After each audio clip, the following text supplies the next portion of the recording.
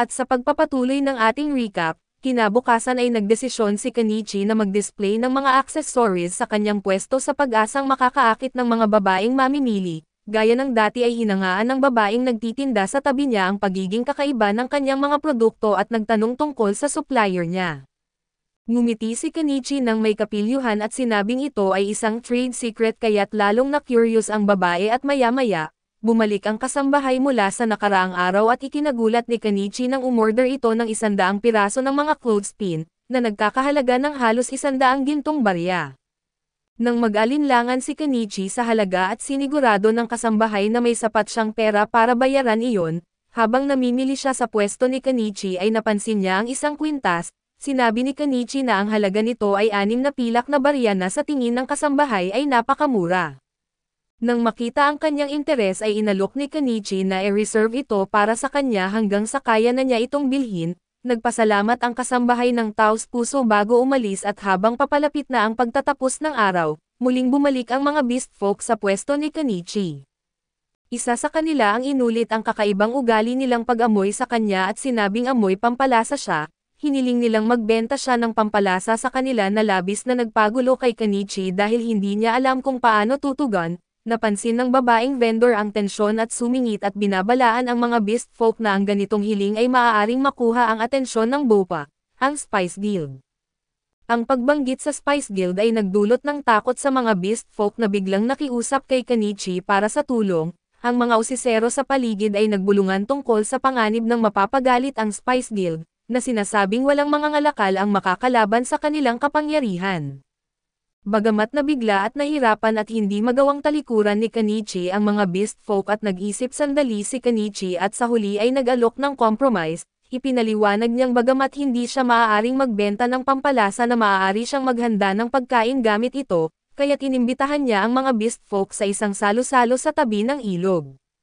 Sa sobrang tuwa ay nagsimula silang sumayaw at agad na inakay si Kenichi papunta sa tabing ilog at pagdating doon, inilabas ng mga beast folk ang kanilang mga gamit at nagsimulang maghanda para sa salo-salo, sinundan sila ng babaeng vendor na nag-alok din ng tulong.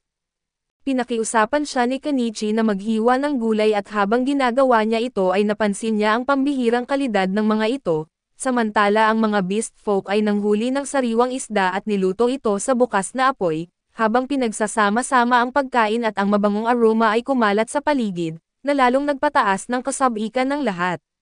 Nang handa na ang pagkain ay sabik na sabik ang lahat na tikman ito at ang kombinasyon ng pampalasa at sariwang sangkap ay lumikha ng isang napakasarap na putahe na napagkaisahan nilang lahat, bilang ang pinakamalinamnam na pagkain na natikman nila at habang nagpapatuloy ang salo-salo, isa sa mga beast folk ang nagkomento na magiging perpekto ang pagtitipon kung may mga inumin. Sinermonan sila ng babaeng vendor at pinaalalahan ng magpasalamat na lang sa lahat ng naibigay ni Kenichi. Ngunit ngumiti lang si Kenichi at sinabing ayos lang at sabay inilabas ang mga inumin para sa lahat at bilang kapalit, hiningi niya sa mga beast folk na mangakong hindi ipagsasabi sa iba ang tungkol sa salo-salo. Sa sobrang tuwa ay agad silang pumayag at habang pinagmamasdan ng babaeng vendor ang kabutihang loob ni Kenichi na napansin niya at sinabing, masyado kang mabait para sa sarili mong kabutihan.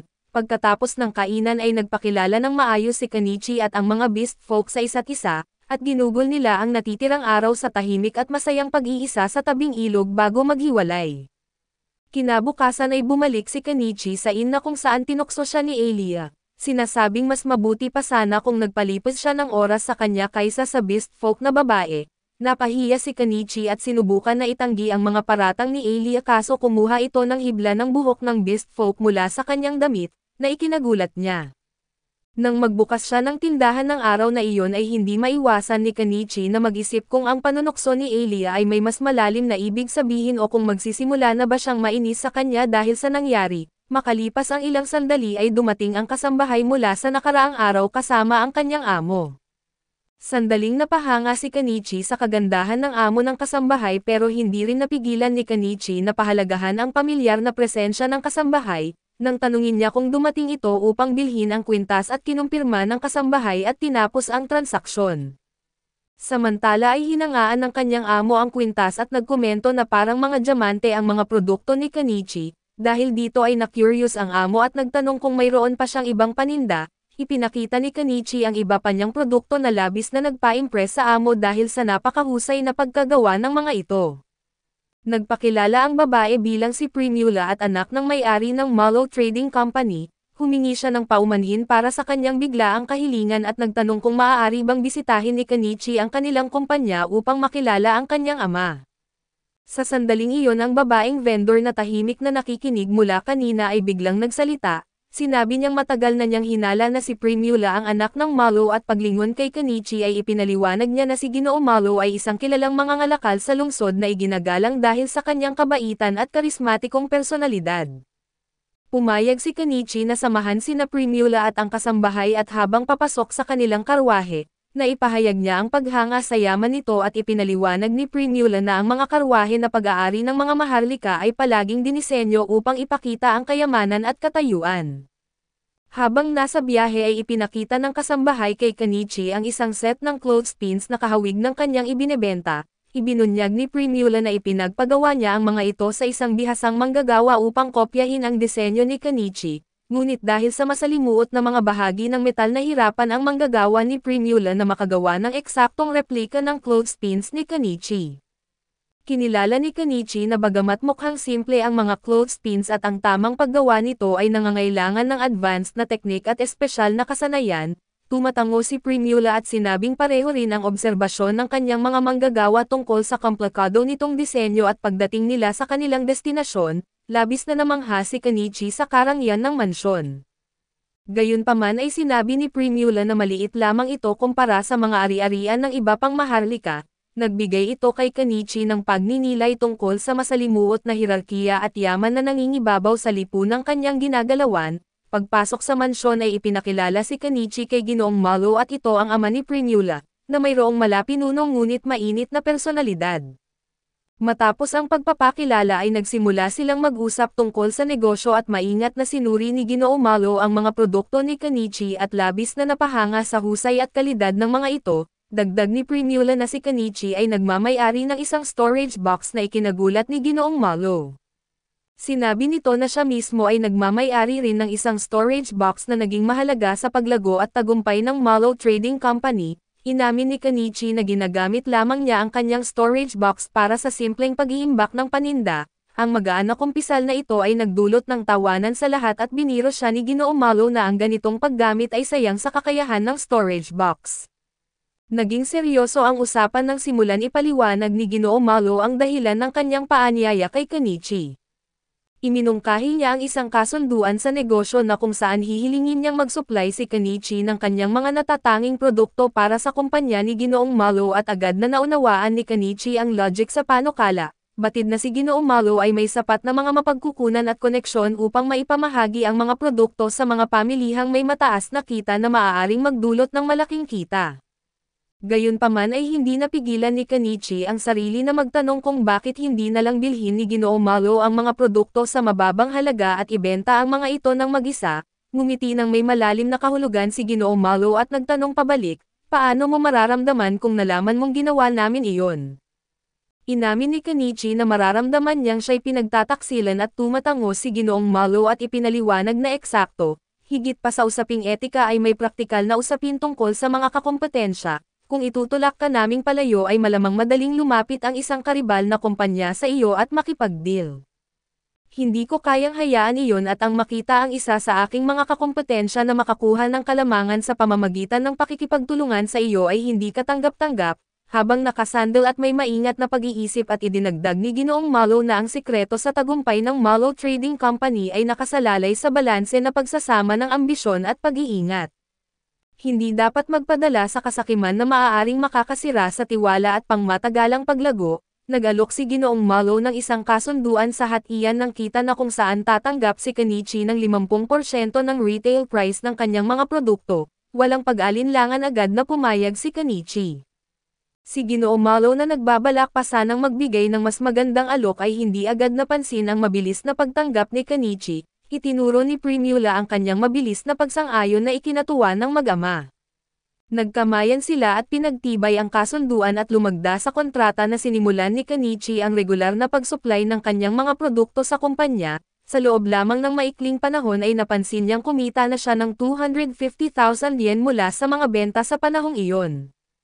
Habang hinahangaan ni Primula ang isang kwintas ay inihayag niya ang kagustuhang bilhin ito na pumayag ang kanyang ama at inalok niya si Kenichi ng 10 gintong barya, na ikinagulat nito dahil ang halagang iyon ay katumbas ng 2 milyong yen at nang tanungin siya ni Primula kung nais pa niyang dagdagan ang halaga, magalang na tumanggi si Kenichi at sinabing sapat na iyon. Dahil ang kanyang kita ay umabot na sa 8 digit ay nagdesisyon si Kenichi na bumili ng sariling bahay at kinabukasan, habang naglalakad sa lungsod na pinag-isipan niya ang kanyang tagumpay at naisip, panahon na para isakatuparan ang plano ko at mamuhay ng tahimik, gaya ng matagal ko ng pinapangarap. Nagpunta siya sa isang kagubatan at pumili ng lugar malapit sa gilid ng lungsod bilang perpektong lokasyon para sa kanyang tirahan. Pagbalik sa ina ay ibinahagi ni Kenichi ang kanyang plano kay Elia, na nag-alala tungkol sa mga panganib ng pamumuhay sa kagubatan. Tiniyak ni Kenichi sa kanya na nauunawaan niya ang mga panganib, ngunit ipinaliwanag niyang ang pagiging malapit sa lungsod ay magpapababa sa mga ito at kinabukasan ay binili ni Kenichi ang mga kailangang kagamitan at sinimulan ang paglilinis ng lupa sa kagubatan.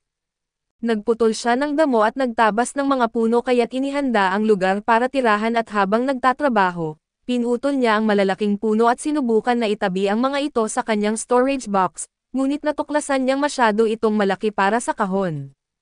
Napagtanto niyang ang storage box ay maaari lamang mag-imbak ng mga bagay na hindi lalampas sa 10 metro ang haba. Kinabukasan na nagpatuloy si Kenichi sa pagtatrabaho ng walang tigil, ngunit sa kalaunan ay bumigay ang kanyang katawan sa sobrang pagod. Naiinis at na-frustrate at nagdesisyon siyang hindi niya kayang magpatuloy sa ganitong pisikal na gawain, kaya't nagpasya siyang bumili ng malaking excavator at gayunpaman, ang makina ay napakamahal sa halagang 1.2 milyong yen na labis na ikinadismaya niya. Pinapakalma niya ang sarili at binabanggit ang pamumuhunang ito ay makakatulong upang mabawasan ang hirap ng trabaho at nang subukan niyang gamitin ang excavator, natuklasan niyang kailangan nito ng diesel fuel na hindi available sa kanyang tindahan, walang ibang pagpipilian kaya't bumili siya ng mamahaling alternatibong panggatong.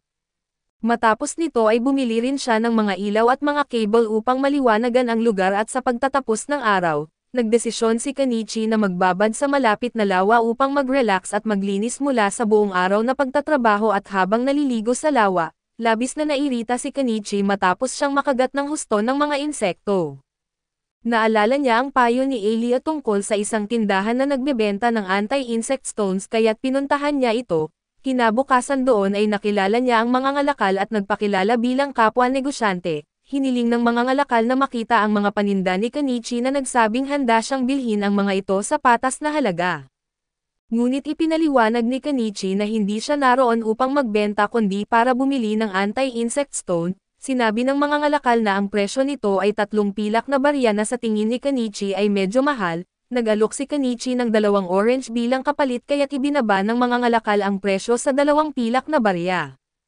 Labis na natuwa si Kenichi at nagpasalamat ng taos puso at pagbalik niya sa kanyang tindahan, nagkomento ang babaeng vendor tungkol sa reputasyon ng mga ngalakal at inilarawan niya ito bilang isang taong may malawak na kaalaman at koneksyon, na maaaring maging mahalagang kaalyado ni Kenichi. Habang nag-uusap sila ay napansin nila ang isang malapit na notice board na nagpapakita ng mga larawan ng mga kriminal.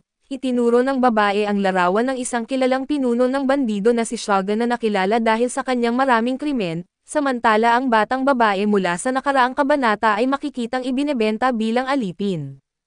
Siya at ang kanyang mga kasamahan ay isinakay sa isang karwahe ngunit sa kanilang paglalakbay ay sinalakay sila ni Shogun at ng kanyang mga bandido. Sinira nila ang karwahe at banihag ang mga babae at kinabukasan, muling nagtrabaho si Kenichi ng may lakas at sigasig upang ipagpatuloy ang paghahanda ng kanyang bagong tahanan.